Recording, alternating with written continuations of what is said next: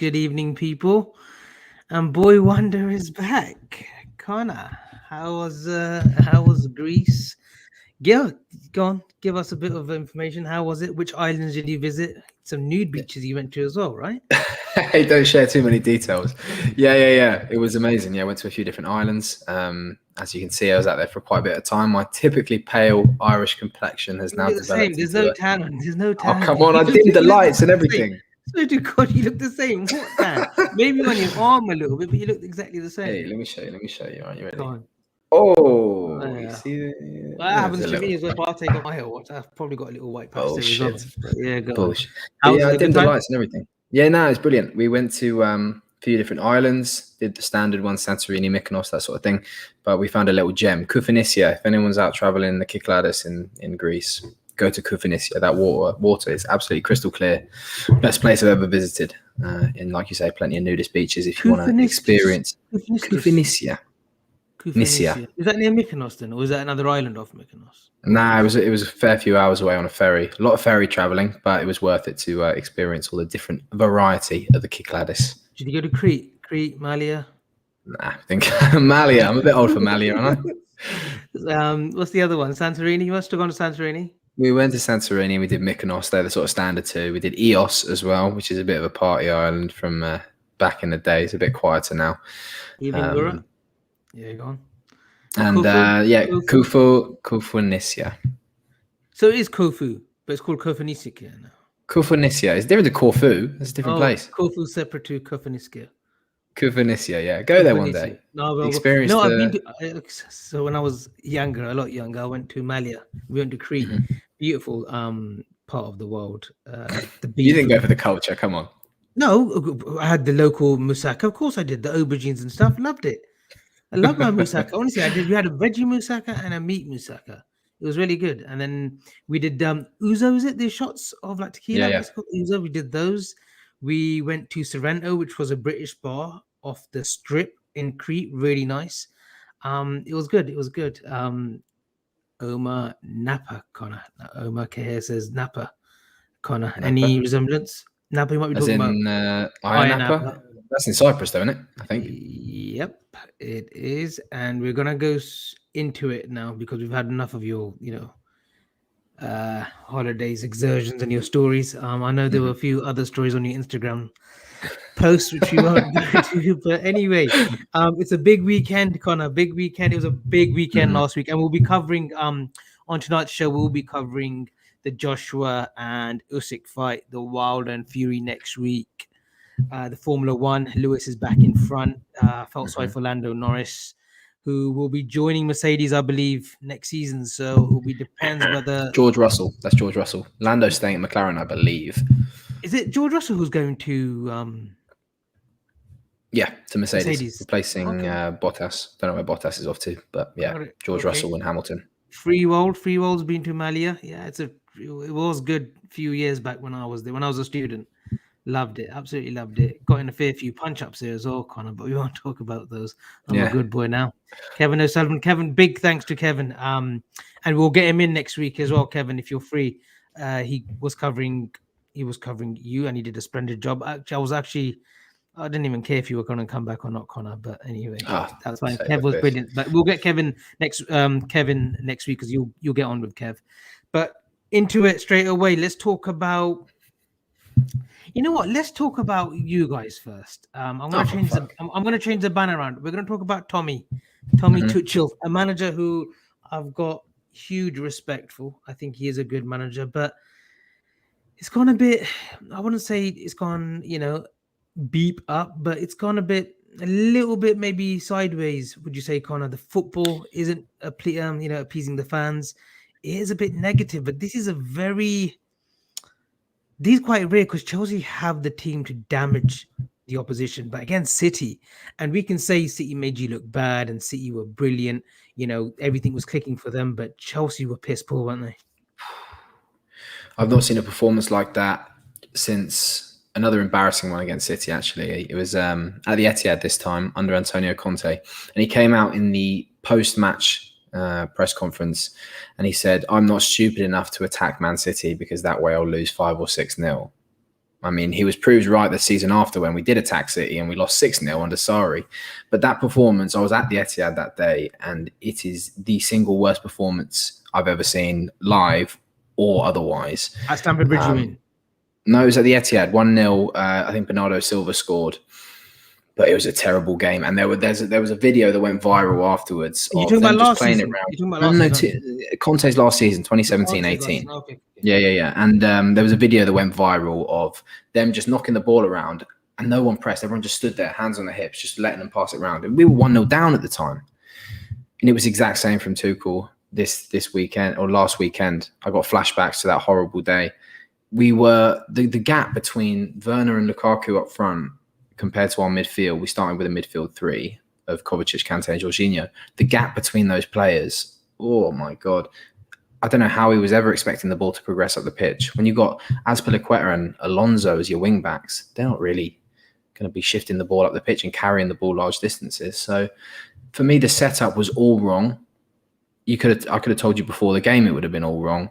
I don't know what Tuchel was thinking. And then he carried the same thing into midweek against Juventus. So maybe it's just a blip. Maybe he's fallen out of love with a few players. Who knows? But yeah, already that performance not good enough at all. Think already there could be trouble in paradise between the players and the manager? I don't think so.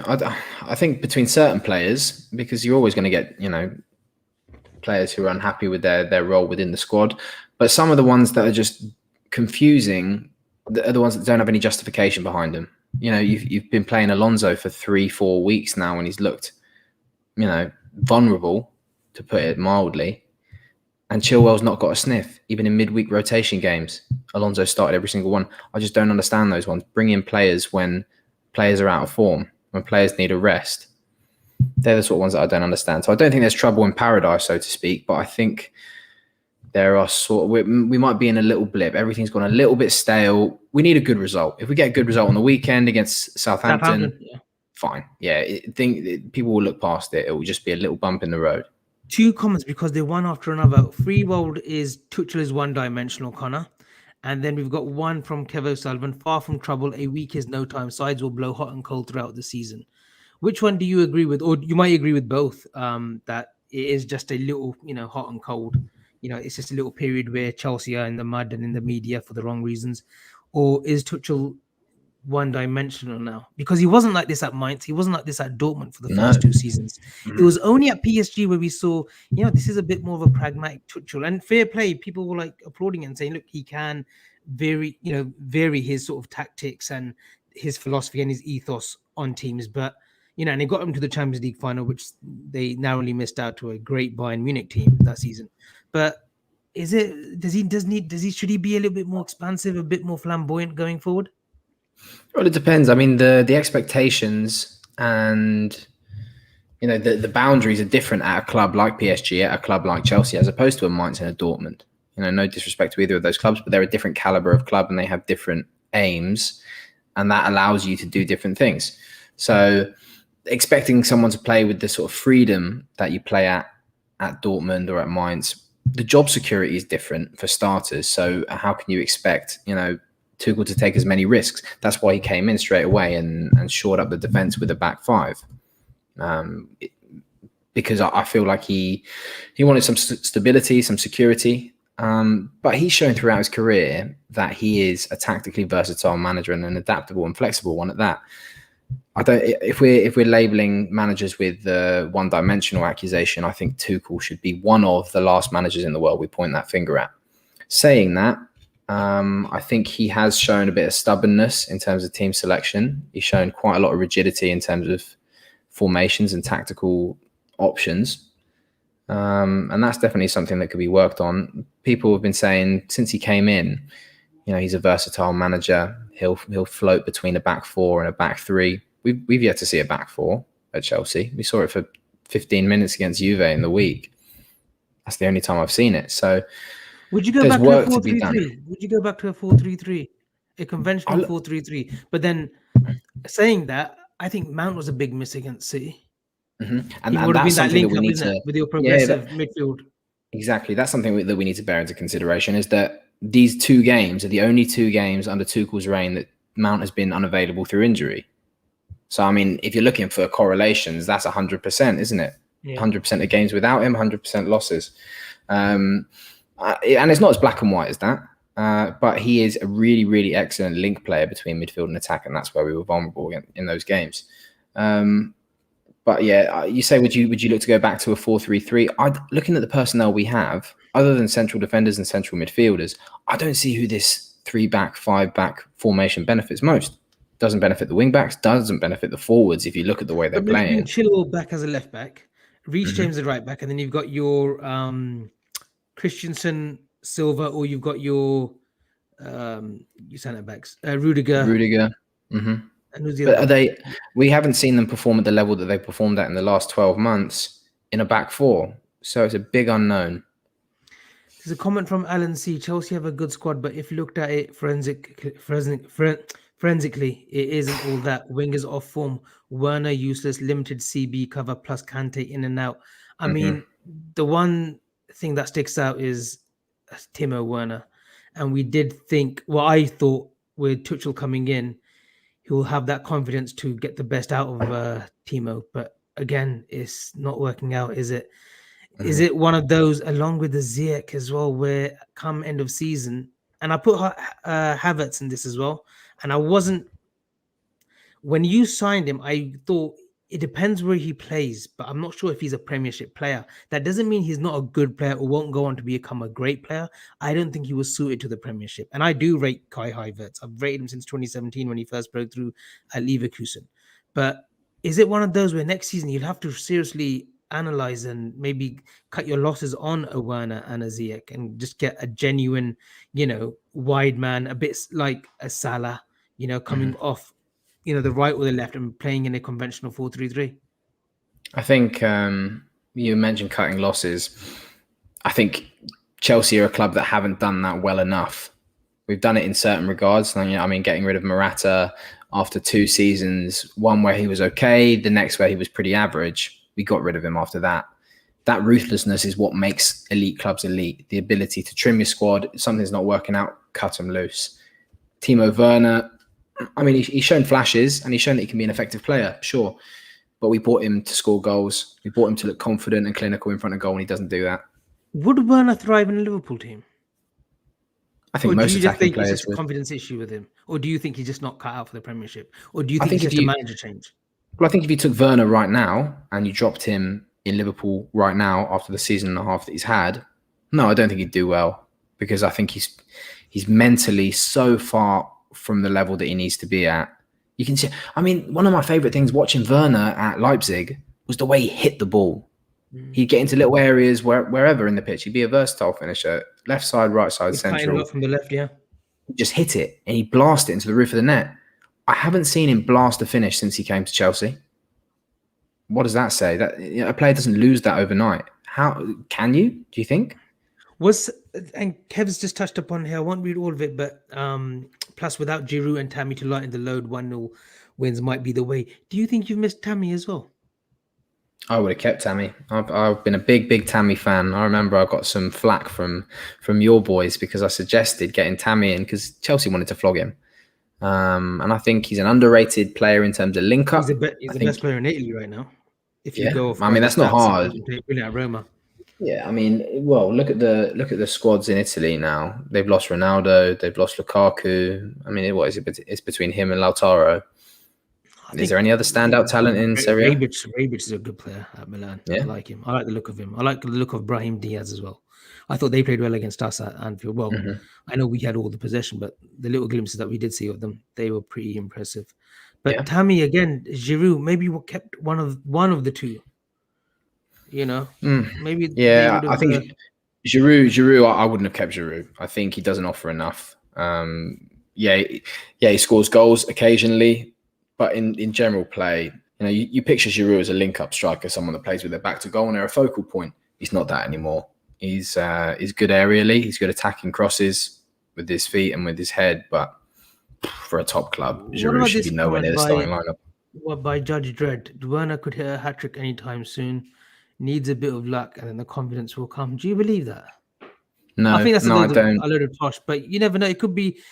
You know what he reminds me of? Timo Werner, and Laura Duffy might remember, and Kev O'Sullivan might remember, as I know, sort of like, my age lot might remember. Adi Akinbaye, right, was playing at Leicester City, and he had a good goal scoring record from Wolves. So he comes and he's playing under Peter Taylor, under 21s manager, but then he took over Leicester and they had a really good start. But he couldn't score a goal. And everyone said, oh, he just needs a goal. He just needs a goal. And it had been like 15 or 16 games he couldn't score. So Akinbaye literally scores a goal, Conor, right? It must have been like 2003 or 2004 season. He scores a goal, even before then. Scores a goal, and he's got this body, right? Absolutely tanked, like the Incredible I've seen Hulk. the picture, I think. You see the picture, right? Little dreads. Is that He does one of the Ronaldos before. Takes his shirt off, scores a goal, and then everyone thought, oh, he's going to go on a run now. But he just never hit the heights. But he was actually a good player in Championship Division 1 level. But I just remember that story, and it likens me to Timo Werner. Like, hopefully he has that little moment that some strikers need where they'll score one and then the goals will start flowing. But here's another one. Look, from Ghost, who's one of the regulars. So thanks for tuning in, Ghost. Werner is a German cabriolet. I've seen this one before, and I mean, to me, pace is there, isn't it? They've probably got similar pace, haven't they? Yeah, the pace is there, but Agbonlahor was a much more rounded player. I think Dan Bailey's came back to Leicester. Yeah, they had a great start under Peter Taylor. They were top of the league. And it was always that Akinbaye moment where everyone just wanted, I think every opposition fan and rival fans wanted him to score a goal because they felt sorry for him because he was getting absolutely lashed, Conor. Yeah. But I've heard this story before and I've seen it at my own club, and you'll know him very well. Fernando Torres, he came to Chelsea and he did what I think it was 15 games until he scored his first goal, which in hindsight, that's a horrible record. It was the knee injury that he suffered at Liverpool that he never was going to recover that pace. And if you look at the World Cup at 2010, I think he started the first game against Switzerland, which they lost 1-0. He was out. He didn't have that pace. He had lost it. Similar to what I think Mane has lost, that zip, to get away from that last defender. Yeah. Torres, when he went to you guys, I thought when we got that 50 million, I thought that was money. Like, that was money well recouped. But, there's some great comments in Chelsea, and we'll come to the big one as well. And we'll get a score prediction from you. 3-5-2 is the formation for Chelsea. The extra man in midfield, and Werner plays great off another striker, and so did Lukaku last season. Havertz works well as a shadow striker. Would you agree with that, Conor? Depends on the personnel. I think Chelsea needs to have Mason Mount in their team if we're to have any semblance of success this season. He needs to be that link player between the three in midfield and the two up top. So any three out of that five centrally should include Mason Mount, then yeah, fine. But the two from you or me? Sound? What's that sound? It's that sort of rocking sound. Oh, it's gone now. Is that you clicking something?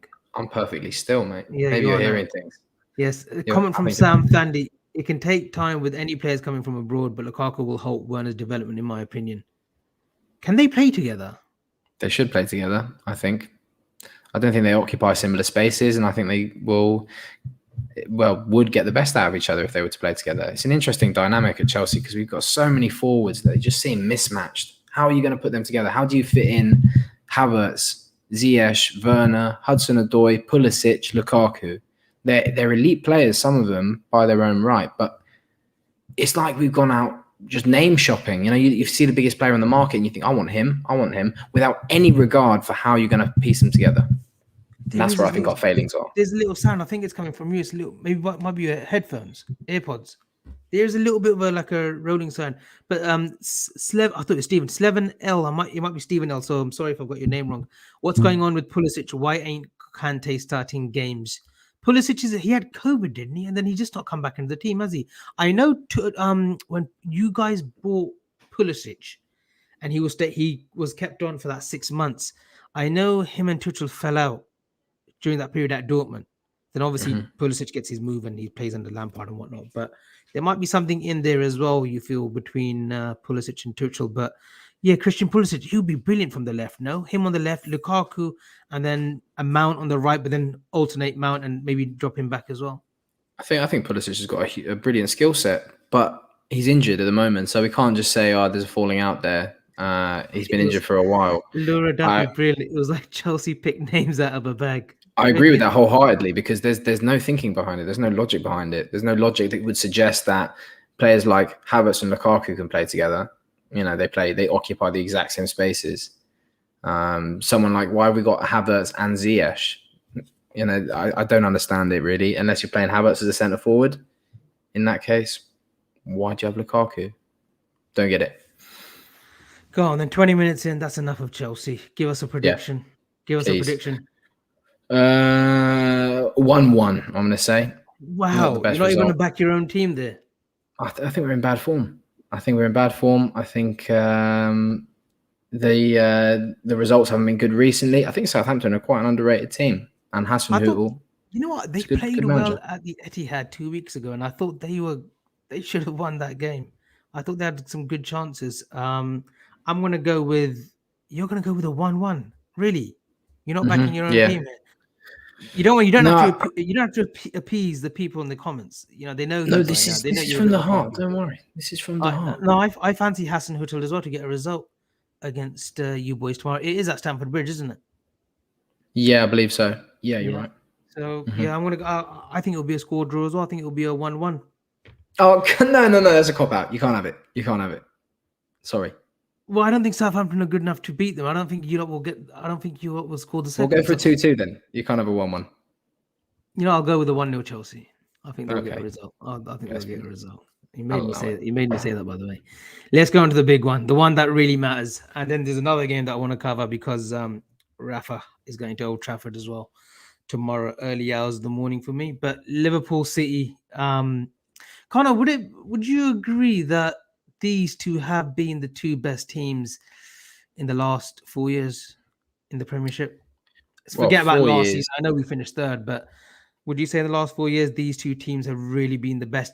In probably, I know we had Arsenal, United during the 90s and early 2000s, but I really think the quality that we saw in the 2018 and 19 season, and I know City won the league by a point, that season, that 38-game season, I've never seen anything like that in terms of quality and the way that these teams went man for man, one another, go against each other, and they just took it right to the last day. I mean, I know we had Blackburn and United when we beat Kenny's Blackburn, and you know they still went on to win the league because West Ham drew against United. But in terms of quality and in terms of like we were pushing City were pushing us, and then that company goal against Leicester, which we thought, you know what, that was the game really where if we were ever going to win it, we needed them to slip up, but they didn't. Do you feel that season was one of the finest seasons in your life? Because I know you're still young, so you're still like 17. But you still think that season was one of the best seasons that you've seen as a sort of neutral fan? Yeah, well, I mean, there have been similar levels, I think, and I think we have to consider that the quality of the teams will vary. So I think the gulf in class between those two teams and the rest of the pack was more significant than I've ever seen. But that's not to say that they were the highest quality teams. Just thinking back to, well, there have been some really quality teams. You know, that United team of sort of 2007 to 2010, that team was a quality team. Ronaldo, Tevez, Rooney. Yeah, Berbatov in full flow. Hargreaves in that 2000, was it when they won the Champions League? Was that 2009 when they beat Chelsea? No, don't remind me of that one. That broke my heart as a kid. Came home from school on a Wednesday.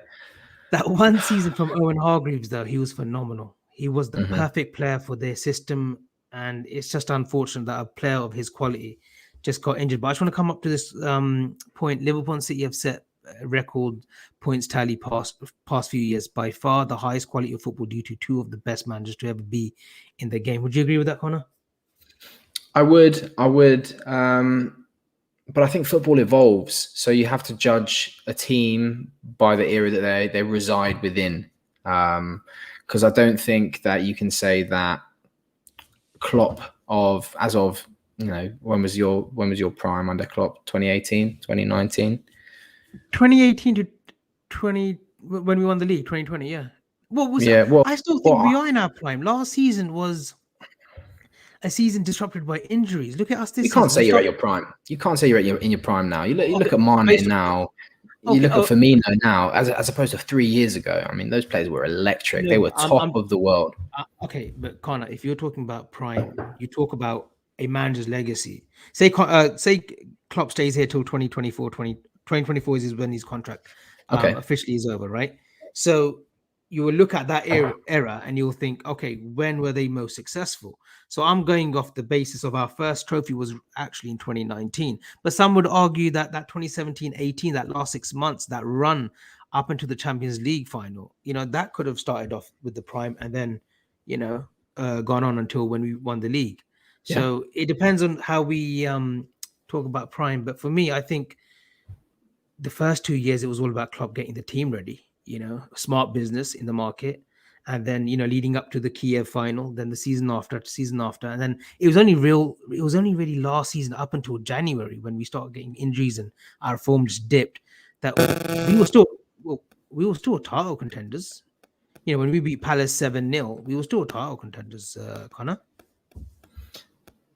Yeah, I suppose, but that was early in the season. Season was in its infancy. When you talk about the primes, the Liverpool team's prime under Klopp, for me, I judge seasons and I remember seasons by the kits that they were wearing. That's just how it sticks in my mind. Not notable games, not notable, silverware or whatever. It's just the kits that they wear. And for me, it was the season when you had the kit with the white collar that came down like this. It might have been 2018. It's the season when you came second with the 95 points. 95 points. And you got to the final in Kiev. 2018-2019 season. Yeah. That was when I think Liverpool were at their prime in terms of watchability, in terms of player prime, and in terms of sort of team cohesion. That's when you were my favourite side to watch. I preferred Liverpool to City that season. Is there a bit of, and it's not a question, I'm not here to rile you up or wind you up. What's coming? Are you a little bit jealous of the way we play football and the way Klopp has sort of, come in and stamped his authority on the Premiership? Forget about Liverpool for a second, but on the Premiership, the control that he kind of has with the media, the way he sort of gets on with everyone. There was a bit of a period last season where, he was starting to get a little bit sort of, pissed off with the questions that were being aimed at him during press conferences and whatnot. But are we a team that you would like Chelsea to have, playing expansive football? Because I don't think you've ever had that. Mourinho had Robin, you had Duff, Sean Wright-Phillips, you had Drogba, but the way we play football, the way City play football, it's very much like, if people want to go toe-to-toe with us, we can play toe-to-toe like we did last Saturday with Brentford. It bit us in the arse in the end, but, we can play that kind of expansive football. Are we a team that you think, I wish Chelsea had that about us? I wish we weren't this pragmatic under Tuchel. Yes, it brings trophies like it has done. It's brought you the, Champions League, the Super Cup, and probably the World Club Championship when you go off in December. But are we a team that you're sort of like, yeah, I wish we were like that? Oh, I mean, putting me under the cosh here. In some regards, I'd say yes, but in other regards, absolutely not. Because clubs have their own identities, and since the Roman Abramovich era started, and I mean, Mourinho really was the one who created the traction behind this. Chelsea's sort of winning mentality, I suppose, and their style it's always come from that sort of siege mentality, that sort of, defend first, attack later, absorb the pressure and counter quickly, that sort of thing. And that's our club's identity. And I wouldn't do anything to detract from that. We've always heard this sort of idea that Abramovich is desperate for free-flowing attacking football, possession football, all this. At some point, you just got to recognize what works for us as a club, what's ingrained in the sort of hearts and the minds of the players, because that sort of thing does get passed down through generations of players. And I think Chelsea, at least for the foreseeable, will be that type of club to absorb the pressure, to play in a defensive, pragmatic way. And if it yields results, then fine.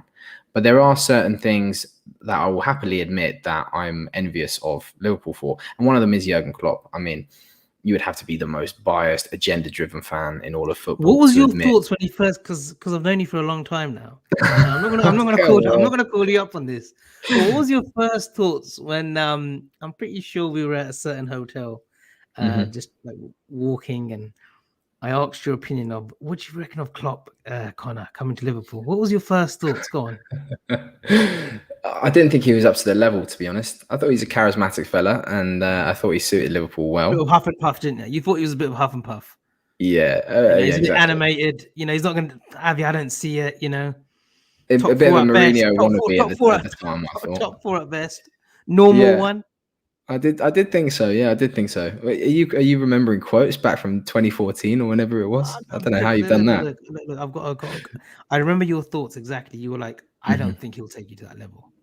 Yeah, I think the but same I thing you think said. that a lot of that came from the season that he just had at Dortmund. Dortmund, You know, yeah. they were what was it, 16th at a certain point. I That team remember. was shattered though. That team was shattered. There were Yeah, it had players run that its shouldn't have course. been there. Yeah, run its course exactly that. And that's one thing that I fear come end of 2024, if Klopp decides to hang up his boots, or just walk away, that we haven't got players that have sort of been there from the start till the finish. No disrespect to the Hendos, to the Bobbies, the James Milners, but I hope there is a succession plan, and I think we're seeing it slowly with sort of like Trent, Curtis Jones, which we'll come on to, Harvey Elliott, Gomez, still very young, Ibu Konate, and a couple more in the academy that I've got high hopes for. So there is a sort of plan, but obviously fans want shiny new toys, they want new transfers. But coming back to the game, how do you see this? Do you see Liverpool winning? Is it a game that neither team can afford to lose so Mm. early on, or do you think there will be plenty of points dropped throughout the season? I think it's going to be another tight season. I think it's going to be another one of those ones where to win the league, you probably need 90 points. I think. You think 90 wins it or 90 plus? I think 90 wins it. I think it'll be low 90s. The champion will end up with low 90s, maybe 92 or something like that. This game is going to be so interesting. I'll tell you that for one, because I think Liverpool have been the best attacking side in the league this year. I think Kev mentioned that we've scored three goals in the last 6 games consecutively in the Champions League as well, and in the League 3 Cup or more, I against suppose. Yeah, 3 or more. Yeah, so yeah. And you've been brilliant. And it took a while. It took a little bit of time for it to click. I remember in the early stages of the season, it looked a little bit rusty. Like it's only been 4 weeks. yeah, I We're know, talking but as the if first couple, first couple games. it Okay. looked as though it might take a bit of time for you guys to grow into the swing of things. But now you guys look pretty close to unstoppable. But so does City. For me, it's by far and comfortably the best two Did they sides. need a 9? Did they need a 9 in the summer? Did they need a Harry Kane? In the summer, definitely, I'd say. But there are ways around it. I think that this is the reason I wanted to come onto it. This is the reason I think they might struggle this week, is because if you're playing without a 9, you need Gundogan pushed forward. Because they did it last season. They sort of they started with sort of Sterling or someone or Ferran Torres in the central role, and they'll push him wide, and Gundogan will fill that little gap, and they end up with 4.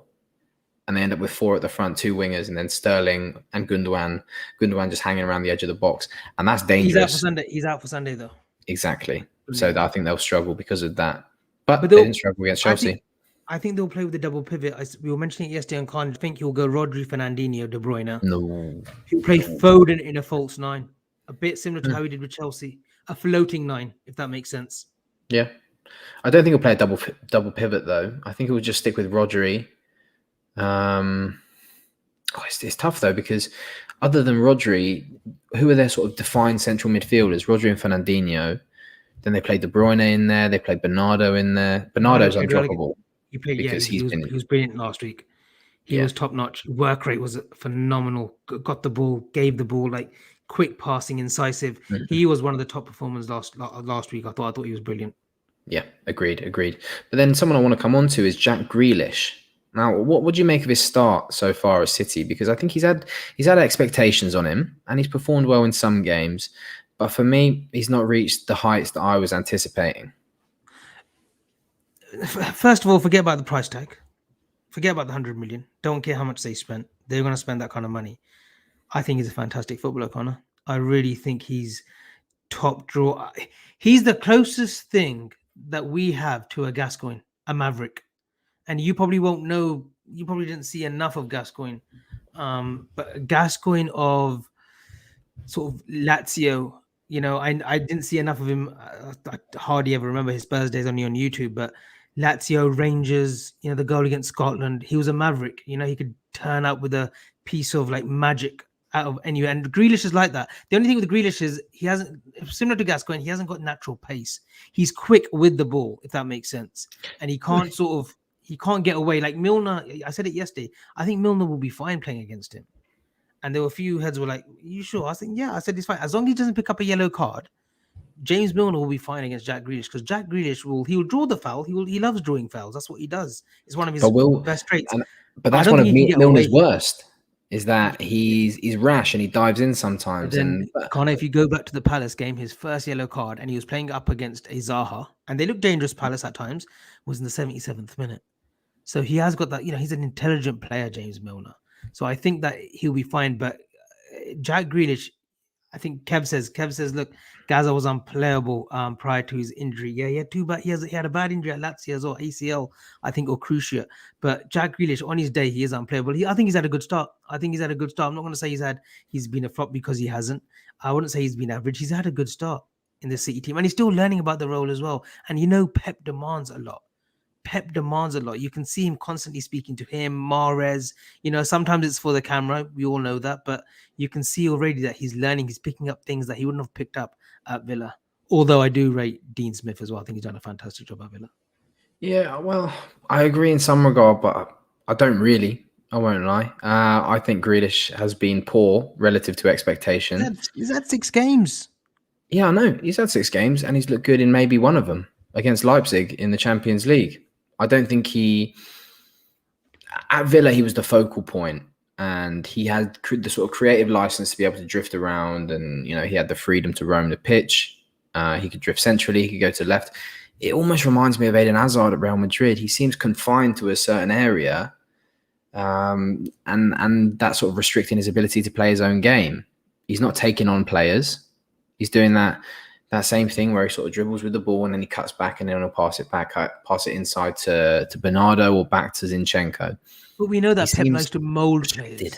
He likes to mold players. He did that with Philipp Lahm. Lahm was a fullback, and then Pep says, "No, I've seen something. I've identified something in you, and you're going to go into a DM role." Philipp Lahm was 5'6". He was probably the same height as me, 5'5", 5'6". He turned him into a DM, a successful DM. Right? Look what he did with Joshua Kimmich.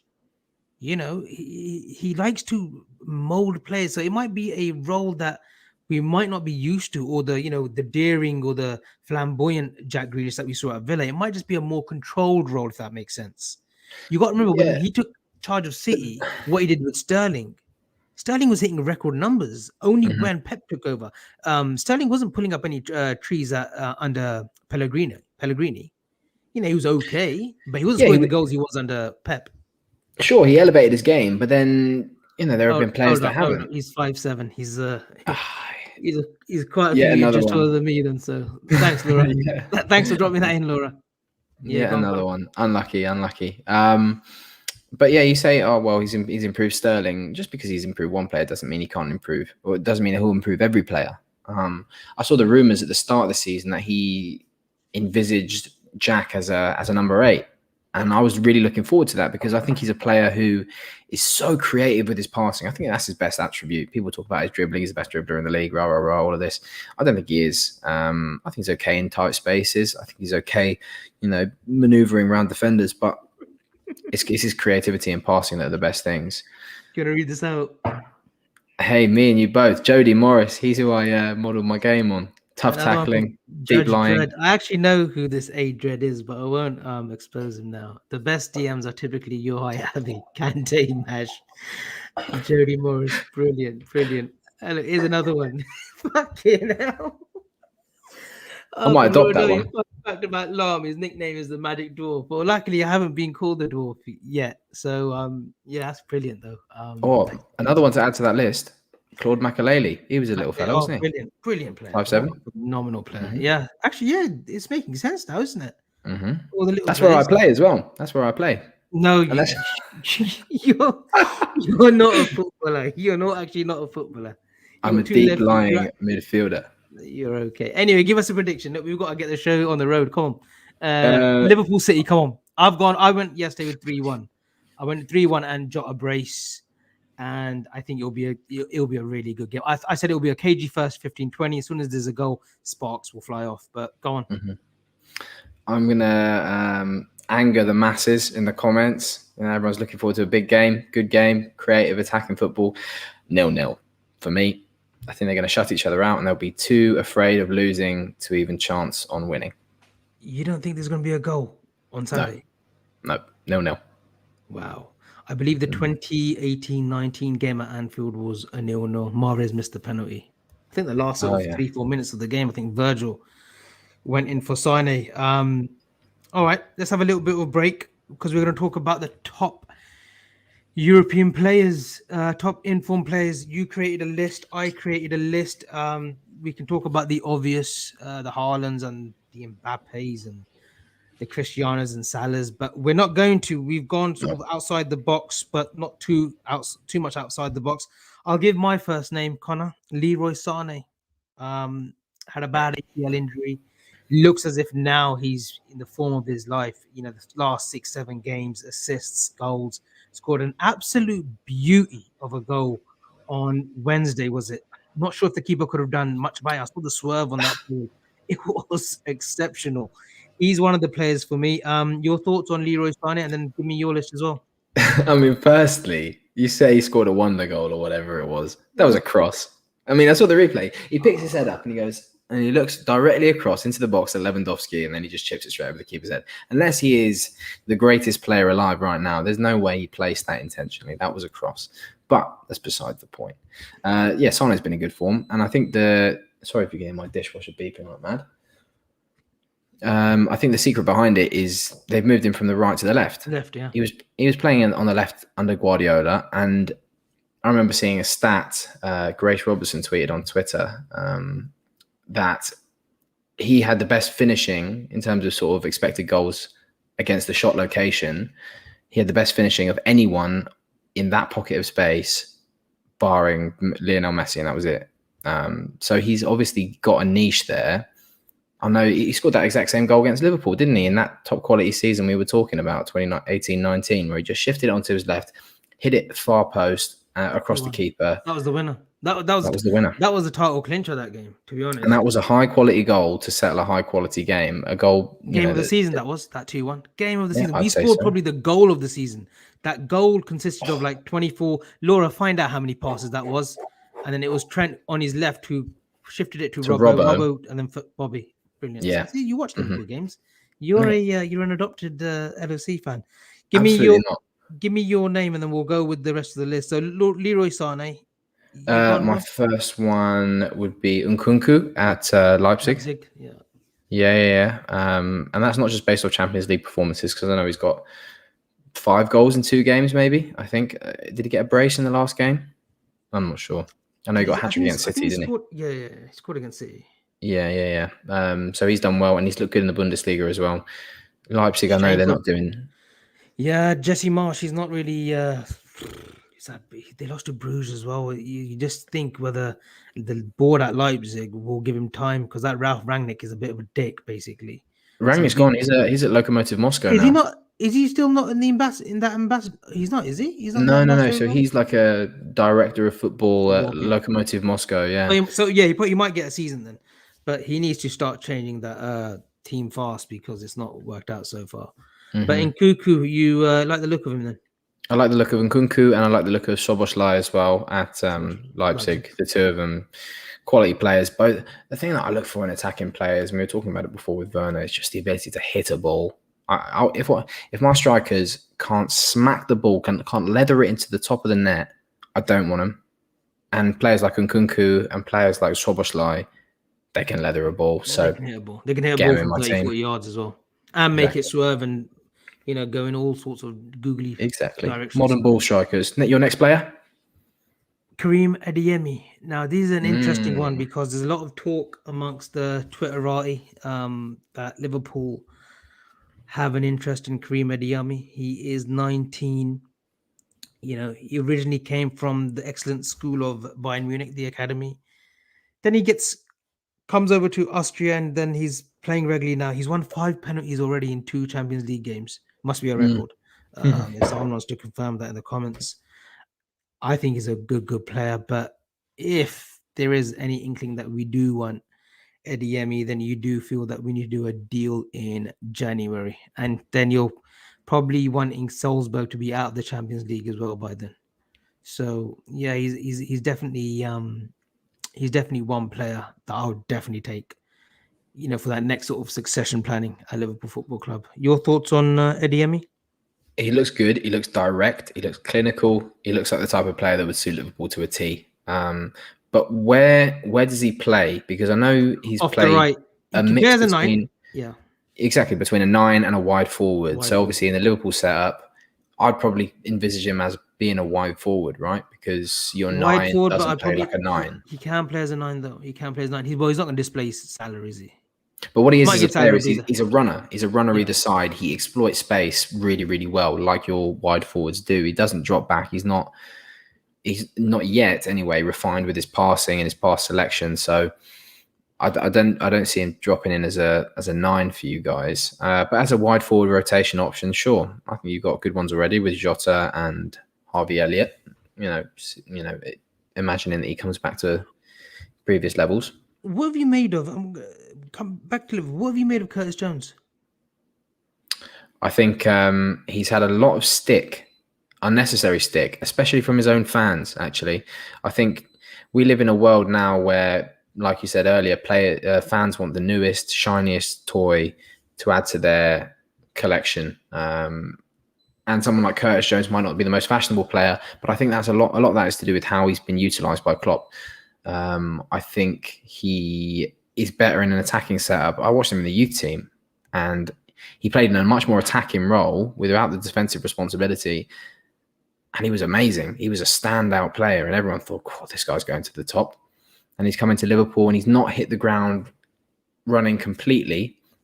His minutes have been somewhat sporadic, and people have been like, "Right, well, he's not Liverpool quality, so get him out." I think he is a perfect player to have in your squad.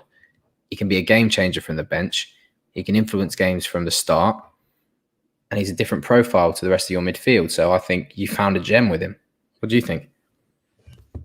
I know you've been a big fan from very, very early on, actually. I remember you raving. I don't want to boast. And I'll drop another name as well for the next 2-3 years. Another name to look out for. I love Curtis Jones. I always have. I love the arrogance in him in the academy. And he had intelligence then. It was application and attitude, and every youngster needs that, And I'm going to sound like Brendan now, because Brendan, I remember when we did that program, All or Nothing for Liverpool, and he goes to one of the players, application, attitude is what you need to, Then he goes off on Raheem Sterling and says, "You talk to me like that again, son, you'll be out. You'll be on the first flight back." But no, I think Curtis Jones is he's what these youngsters say, baller. I think he's a brilliant footballer. He's a brilliant footballer with a great footballing brain. He doesn't get enough credit for that. He's got a lot of intelligence up here, and that's what you need. For me, he will start on Sunday, and I think he could score as well. I fancy seeing him as a progressive player in the team on Sunday as well. But on to our third option. I know there's some names going out. Florian Wirtz, Sam Thandi. Yeah, he's been brilliant for Leverkusen. This one's been brilliant from Rutton, Vinicius Jr., who's been absolutely exploding everywhere for Real Madrid, being on top form. Yep. And look, with every player that you do rate, there are always going to be one that you always fail on. And yes, Jonathan, whoever you are, wasn't Avy a big fan of? I was a massive fan of Ryan Brewster pre-ankle injury. He was brilliant. Oh, he was the under-17 World Cup winner, top scorer, same tournament as Sancho. They all played. Who else played in that tournament? Hudson-Odoi, Foden. Foden, Hudson-Odoi. Lewis Cook at Leeds, I think he is. Leeds, yeah. Good player. Ryan Brewster was a good player, and he had that pace, but it doesn't seem to have worked out for him. But there was another player to look out for in the next 2-3 years, Harvey Blair. We've got him from United. We've nicked him from United, basically. But he's another name. And we've got the Balaguises and stuff who are coming through, and the Craig Gordons. But Harvey Blair is one to look out for. He's what about very good player. Bobby Duncan? What's happening to him nowadays? I remember you ranting and raving about Bobby. You fucking exposing me now. Bobby Duncan, look, again, Bobby Duncan, it's attitude and application, isn't it? It comes to that. He thought he was too big, and he didn't want to play for the reserves or the academy level anymore. He thought, no, I can get first team football. His agent was, who was it? Sai Fruby, wasn't it? Putting it out that he's having mental issues in that. And that's not something to be joked about. If you're going to say, oh, this player is suffering with mental health because we're restraining him or we're keeping him at his will, I think that's really bad and distasteful, because there are people out there who are suffering. But he goes to Fiorentina, Doesn't do much there. Comes back to Derby. He was gonna go to Denmark, I believe, not for Midtjylland, another club in Denmark. Didn't get that deal. Didn't happen this summer, so I think he's back in limbo at Derby. So yeah, he's. I mean, He's ultimately, it's a big suffering. shame, isn't it? Because he was a talented young boy, good striker, looked good Stephen all the Gerrard's way cousin, through. Stevie G's cousin as well. Oh, so maybe there's a bit of nepotism in there that got him his place. No. He was a talented kid. He came from City. He scored like 30 goals for us. He won the Youth Cup, in which he scored in the final against City as well. He scored against City in the final of the Youth Cup. And then, he goes off. We take him on to a preseason tour to France, I think to the US as well. He scored a goal against Tranmere. Glatzel, who was his strike partner, was in that team as well. And then that's it. He thinks he wants to he wants to play first team football at the age of 18, 19. It was never going to happen. But, No. he wanted to go, and look, good luck to the fella. I would never have any hate, and I don't want to, I don't want anyone in the comments saying he deserved what he gets. Look, they're young footballers, they make decisions, the agents make decisions for them. You do hope that he can carve out a nice career for himself. But yeah, I think Laura is at the club that I was going to say, Vehele Bold Club.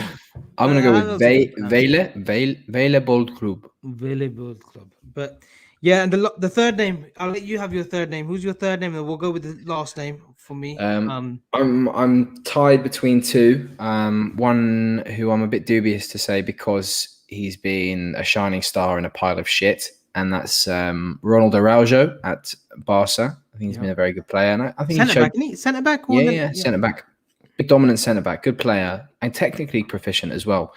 And I think he was very good last season as well with them, but he just didn't get the plaudits that he deserved, and he was dropped a lot for Clement Longley, who is never has been close to Barca level. He spent 30 million on him.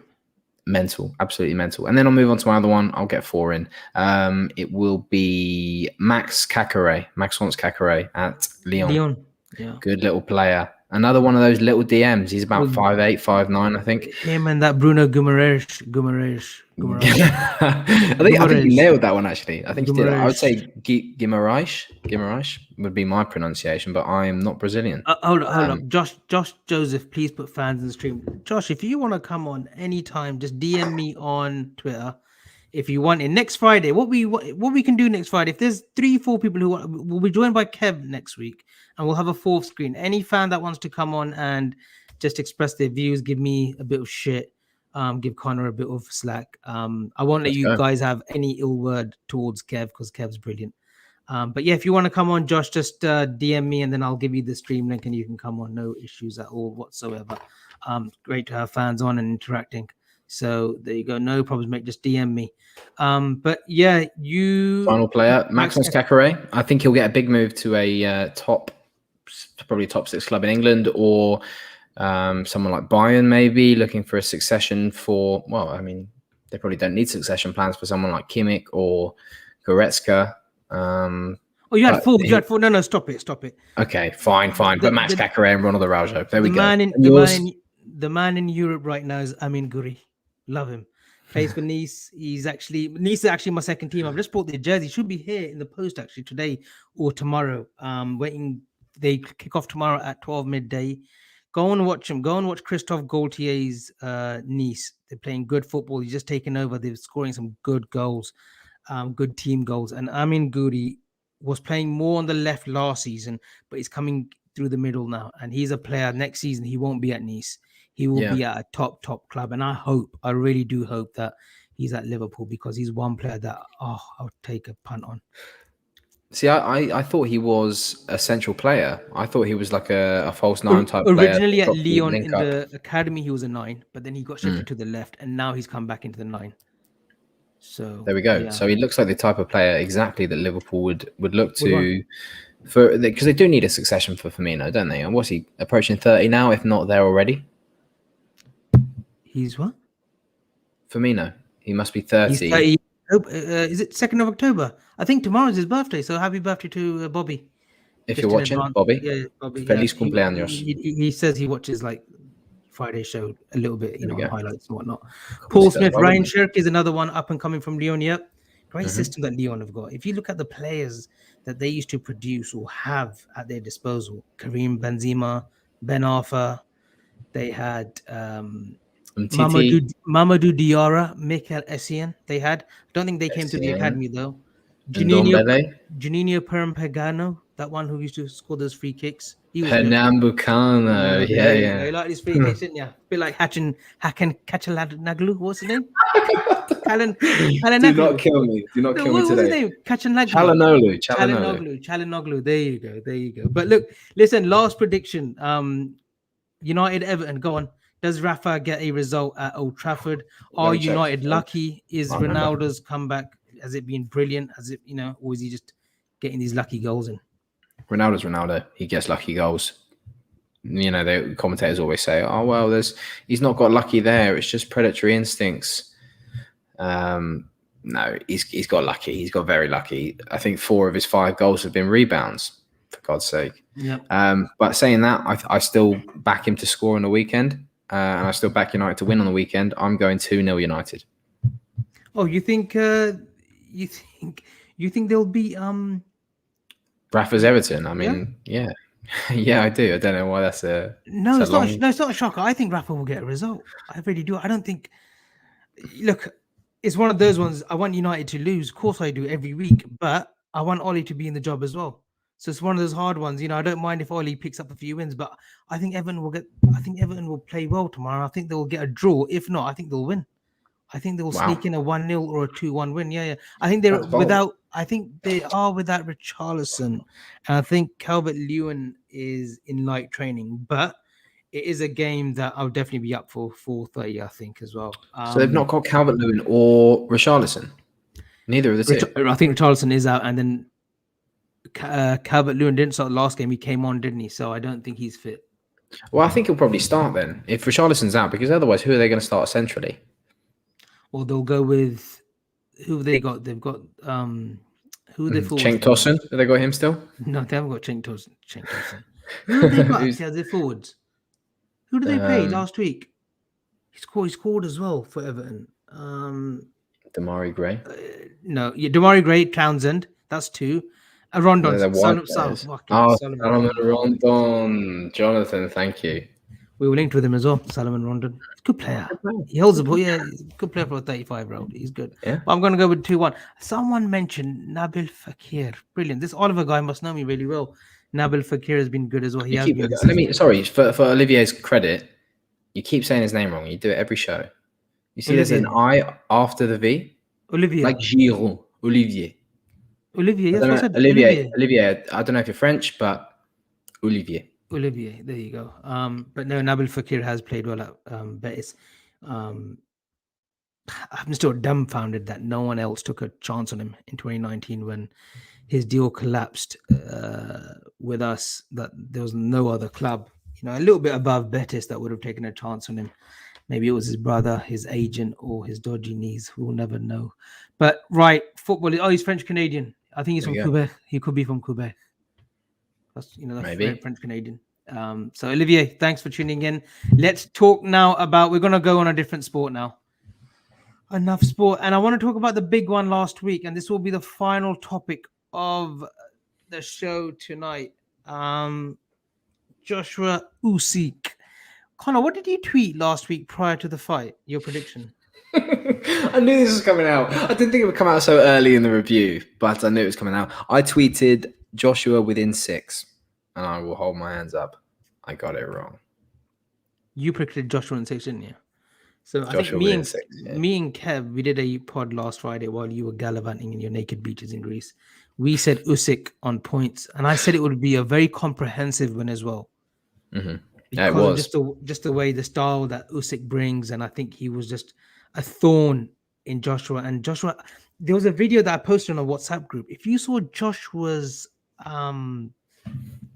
body language after the first round, he sits down on his stool, right, and he looks at his three sort of coaches, and he looks disillusioned already, and that's never a good sign. And to look all 3 in the eye in the first round, he smelled trouble. Yeah, it was trouble straight away. And And Usyk from there, you know, he was brilliant. He came out fast as well. I don't think Joshua was anticipating the way, you know, Usyk came front foot.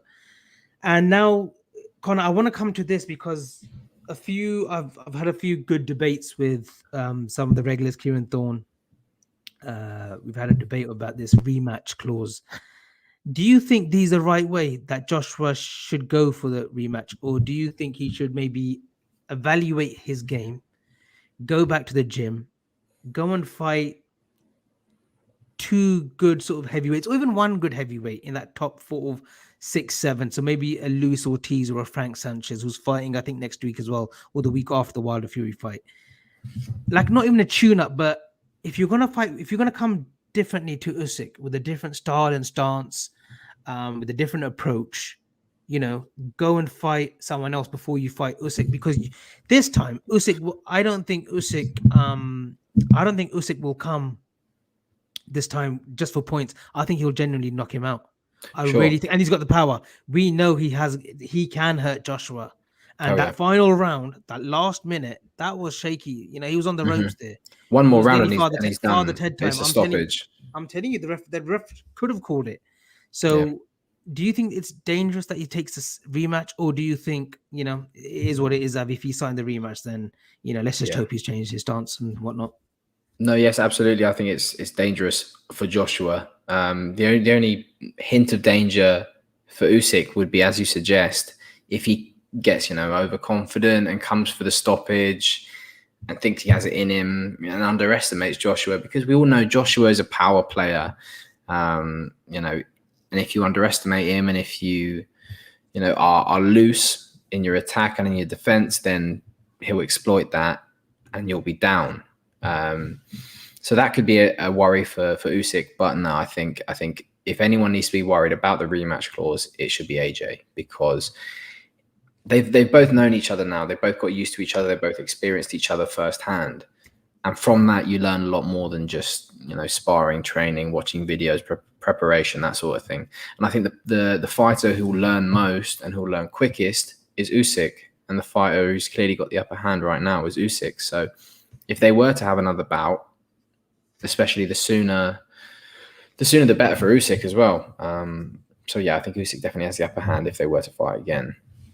And if Usyk wins that, again, if he wins it comprehensively, that Fury and Joshua fight doesn't happen for me. It doesn't happen. I think they will be long gone. Whatever happens next week, and again, I think Fury will get the better of Wilder. I think as soon as Fury sort of troubles him, Wilder will resort back to his normal self, which is throwing bombs from you know swinging again. I don't think you can change your approach in 6 months, 7 months. It doesn't happen for a boxer like that. You know, you need to be a little bit more tactile. You need to take your time. So I think Fury wins that next week. So Fury has the pulling power then. He dictates where he wants to go in the heavyweight division, rather than Hearns and Eddie Hearns and Joshua. That's what I mean. If Joshua loses the big one against Usyk next, where does he go? He's already lost the big one. He can take a British fight, but it won't be against Fury. It will be against Dillian White. But is that the fight that he really wants? No, I don't think he'll fight Dillian White next. But at the back of my head, I don't think he'll fight Fury ever. For some reason, this bout between the two of them has been so tantalizing and been so coveted by everyone across the nation, by all boxing fans, but it's always been pushed back. There's always been, there's a rematch clause there. There's a title fight there. And there's too many intermediaries. And one of the intermediaries is Bob Arum. Bob Arum, funnily enough, was the same promoter for Manny Pacquiao. And we know negotiations between Mayweather and Pacquiao took 5-10 years. Too late, really, to get that fight done. And by the time we did get that Pacquiao Mayweather fight, it was a drab. You know, Mayweather made it look really easy. Kev O'Sullivan, Fury won't allow Usyk get anywhere near him. That's a great fight potentially. I think that is a great fight, and I know a lot of people are saying Fury will walk through him or will beat him comprehensively. I don't think it will be that easy. Yeah, I don't see him selling it that easy as well. Some people are saying AJ is still a cash cow. Fair enough. I mean, Eddie Hearns does know how to market and brand his boxes really well. I think Tafsir, I think AJ's finished. His head is gone. Look, and I don't want there to be any sort of like hate or dislike from my side with Joshua. I like Joshua as a guy. You know, he comes across really well. He speaks very well. But one thing is, when you've lost in the manner that you have, like against an Andy Ruiz, right? When you get knocked out like you did with Andy Ruiz, and yes, you beat him in the rematch, that knockout will always be on the back of your mind. And that defeat was devastating in America. That was his debut in America as well. People forget that. You know, the one thing that you want to do, I remember Prince Nassim went to America. His first fight was against Kevin Kelly. He gets knocked out like 3-4 times in the first sort of 2-3 rounds, but he wins that fight in entertaining fashion. And the Americans begin to love him. And then obviously he loses to Marco Antonio Barrera down the line. But Joshua needed to make an impression on the American crowd because, you know, fighting in Vegas and whatnot is that is where the money is. So I do worry about Joshua, and some people say that he should change gyms, he should change trainers. Maybe so, you know, maybe Robert McCracken has taken his athlete as far as he could, you know, and he can't. There's nothing else he can do. So maybe a switch to a different gym, maybe fighting out here with Virgil Hunter, maybe with Mayweather, you know, maybe somewhere like that, maybe with Freddie Roach. Oscar Valdez, maybe somewhere like that out here could do wonders for him. But, you know, he is still sort of 31 as well, 32, I think, Joshua. There is still time on his hands. But you just hope that he can improve as a boxer, because I do want to see a good, you know, Anthony Joshua. I do want to see a different Anthony Joshua to the one that we're used to. But I think what we're seeing at the moment is definitely a different Anthony Joshua as to one that we've seen in the last 2, 3, 4 years. He's almost holding himself back and trying to reinvent himself as a different type of boxer, which I really disagree with. But then people say that he should have gone gung-ho against Usyk. I don't think you can do that. No, but there's a balance, and he could have gone more gung-ho. It's almost as if he felt tentative and felt like he didn't want to fully go for it. And I know... Or he might have felt Usyk's power very early, because Usyk was getting the jabs off. Did. And he's a short guy. Rounds 1 to 4, they were Usyk all day long, all over. And maybe that changed AJ's game plan. To me, initially, it felt as if he was being overly cautious, as Trouble Laker says. He was being overly cautious and he was holding back something. And that's not the AJ we normally see. We normally see gung-ho straight from the start, in early, in heavy. We didn't see any of that. It was tentative. It was, I don't know, it wasn't the AJ that we know. It's almost as if he was trying to reinvent himself as this sort of IQ boxer, or if he was just trying to, I don't know, conserve energy after, you know, learning from the Ruiz bout, but it didn't work. Whether that was to do with his strategy or with Usyk or a combination of the two, I personally feel it was Usyk more than anything, because he put in a quality performance that I didn't anticipate, something of that quality. I don't think many others did, apart from you then. Yeah, thank you, Conor. Visionary. Next week, give us a quick prediction, Fury Wilder, and we'll go. That's why I want to get Kevin on next week as well, so we can talk about Fury and Wilder in depth. We'll cover that next week, actually. We'll talk about the Formula One quickly. Lewis Hamilton is back in the lead. Whoa. You just said give me a prediction. No, we'll talk about, and I just said, if you listen, see, you've been on those gin and tonics too many, idiot. We'll go on. We'll talk about Fury and Wilder. We'll talk about Fury and Wilder next week, because Kev will be joining us. And Kev's got a comment, and we'll bring his comment up. Remember what I said about Usyk naturally evolving into a fully fledged heavyweight. He's carried his power up with him naturally. Yeah, he did. And he did hurt him. He did hurt Joshua. We could see it as well. But next week should be a fascinating. Quick update on the Formula One. A lot of Netflix. Has anyone seen, what was that? Squid Games. Guys, in the comments, if you've seen Squid Games, is it a yes or a nay? I was thinking of opening up wanted to watch a new series on Netflix. I was watching this chef program, actually. I forgot his name. He's an American guy who goes out on different cities, trying out foods in like Mexico. Adam Richman, Man v Food. There you go. Is that him? Seriously? Adam Rich. Yeah, I think it is the one. He's got some funny expressions like Mr. Bean. He looks like Mr. Bean. I thought he died, for fuck's sake. I thought his heart exploded. So it wasn't him then. Sorry. It wasn't him. It was someone else then. No, he didn't die. It was for comedic effect. He didn't die. Oh, he ate a load of shit. Let's carry on. People have got other things to do on a Friday night than listen to me and you bicker. Squid Games is a yes. There you go. Yep, agreed. I've watched 3 episodes and I'm hooked already. It's brilliant. Absolutely brilliant. It's based in South Korea, isn't it? Yep. Yeah, it's basically a mix of. Do you ever see the video game Fall Guys? It's like a sort of elimination game. The only video games I used to play was Street Fighter, Mortal Tekken. Kombat. You like a bit of Tekken? Oh, Tekken 2. 3, I had. Tekken, yeah. I predated you then. I had Tekken 1 and who Tekken was, 2 on. Who was the granddad character in Tekken? Not Yoshimitsu. Hayashi. No, was it Yoshimitsu? No, Yoshimitsu was the robot. It was Heihachi. Hayashi, was he the granddad though in Tekken? Yeah, and he had the sandals with the big blocks on. I used to kick people in the face with them. Yeah. My favorite video game. I don't know how we're transcending into these sort of video games.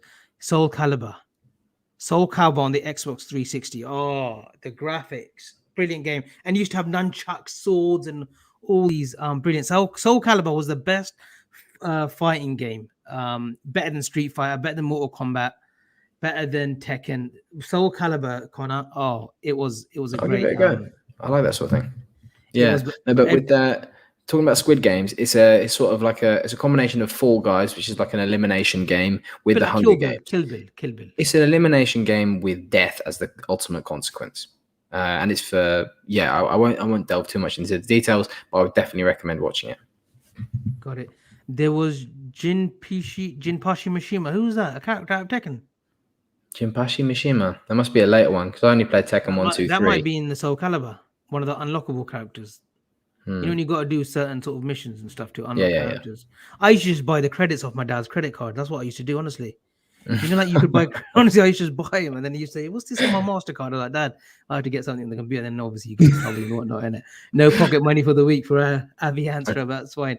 Hunger Games on Connor. Battle Royale is the one. Oh, I don't know what this is. Yeah, no, Hunger Games is Battle Royale, though, isn't it? Isn't that Jennifer Lawrence? Yes. Jennifer Lawrence and Battle Royale. They're the two co-stars. Okay, got it. I think Jinpachi was Hayashi's dad on Tekken 7. Fucking Tekken 7 or 6. How many of them were there, Connor? Hayashi's dad? Jesus Christ. Hayashi was about 90 himself. Exactly. Bloody hell. I didn't even know there was Tekken 6, 7. I stopped at Tekken 3, I think. Yeah, me too. On the PS2. And then maybe there was... Actually, no, I brought Soul Calibur. I was into Soul Calibur a lot. Sega Dreamcast. Oh, these were before your time, Connor. Sega Dreamcast. What was that? Rumble boxing. Ready to Rumble. What a boxing game. Afro Thunder. What a character on Ready to Rumble on the Dreamcast. Dreamcast was the most underrated console ever made. Sega itself, I don't know what happened, but financially they got into trouble, and that was the end of that. Dreamcast, Sega Saturn, Sega Mega Drive. Oh, NHL. NHL. Oh no, NHL on the Sega Mega Drive. Red Steve's always in it for me anyway. He always digs me in anyway. It's fine. He always rips me one. That's fine. God bless him. I had a Dreamcast chipped and had about 100 games. Yeah, see, you used to be able to get these games chipped from. You know what? Let's not talk about chipped and stuff like that because we'll be bordering. What a shout from Steve. PS Plus next month has a Tekken game, Tekken 10. God damn, they're on 10. It's crazy. It's like when you see the how much are games? You can download them now, can't you? PS Plus. PS Plus is free. PS Plus, you get 2 games free each month. NHL 94. He must be talking about the Mega Drive version where you can actually have a stand-up fight. You can only do one or move, but you have to move your controllers and stuff. It was brilliant. See, gaming back in the day, Mario Kart 64, Double Dash. Yeah, just Google it. Jinpachi's Hayashi's dad, lol. Another way to get another character in. Jesus. There we go. I didn't have Google in my days. We didn't even have Ask Jeeves in my days. It was very thingy. I love you. You've given him a couple extra inches there. Honestly, I get so much slack, but no, Red Steve's one of the regulars. He's a good guy. But NBA Jam, I liked NBA games. Yeah, on the 360, you were able to play NBA and then play music as well on your hard drive. Good thing about 360s. Jeremy Roenick, One Time I Was Lethal. What was that? Skateboarding game? I know Tony Hawk's, but I don't know this. N64 was the ultimate console. See, you don't even remember N64, do you? No, Mario Kart 64. Talk to me, guys. Mario Kart 64. What a game. WCW versus NWO Revenge on the 64. Oh, my God. Oh, Banjo-Kazooie on the 64. Donkey Kong on the 64. Oh, see, these are memories. I'm going to get emotional here, so let's stop. Yeah. Right, let's end it before you get a tear in your eye, mate. Sega started suffering after the launch of N64. Yeah, Laura. Fucking hell, Laura. Laura knows everything. Jeremy Roenick was a hockey player. Only hockey player I knew was the great Wayne Gretzky. Yeah, Wayne Gretzky. Who did you say? I said Greg Rosetsky. He's tennis, isn't he? Tennis US Open 97 finalist. He was lost to Jonas Bjorkman, I think. I just But remember him dancing on Jeremy ice. Roenick was a hockey player. Wayne Gretzky, I remember, because Wayne Gretzky did something controversial. He went from Edmonton to America, and then the Canadians started hating him. Something like that.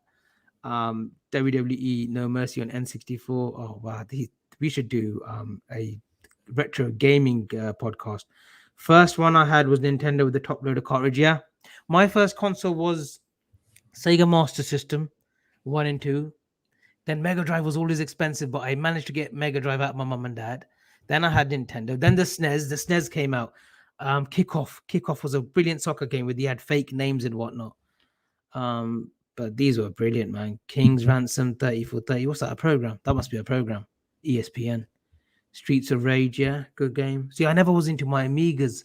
It was just after my birth, just before my time. Amiga, Commodore 64. Connor, you probably don't even know what Commodore was, do you? This is all gibberish. Sensible Soccer on the joysticks. You stuck to that.